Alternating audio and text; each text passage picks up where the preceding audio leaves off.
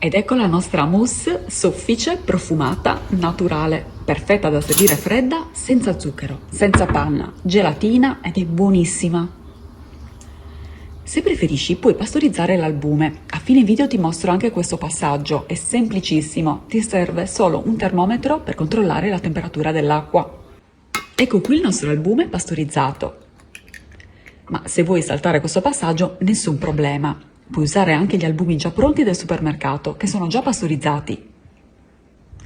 Iniziamo con la pesca. Sbucciamola e tagliamola grossolanamente, tanto andrà frullata. Ne serviranno circa 150 grammi di polpa.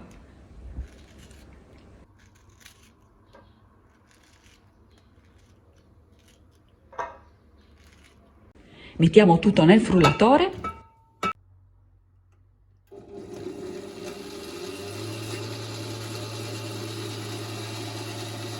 Ed ecco qua la nostra purea.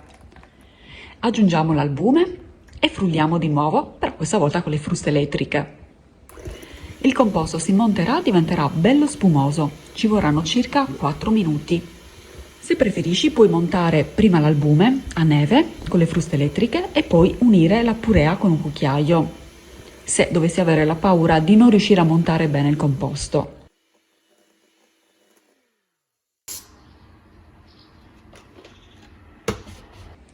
Ora lasciamo riposare in frigo per mezz'ora, così sarà ancora più fresca.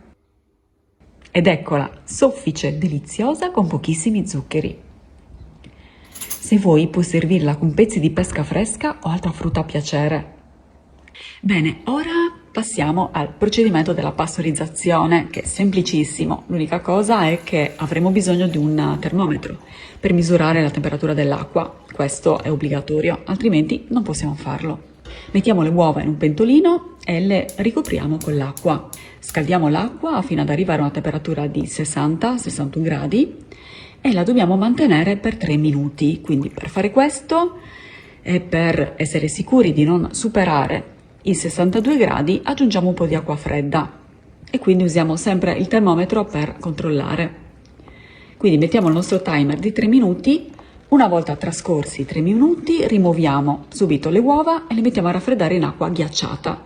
Questo processo uccide eventuali batteri senza cuocere l'uovo, quindi adesso siamo sicuri di poter utilizzare tranquillamente le nostre uova. Spero che questa idea ti sia piaciuta e se ami le ricette facili non perderti le mie proposte con la friggitrice ad aria.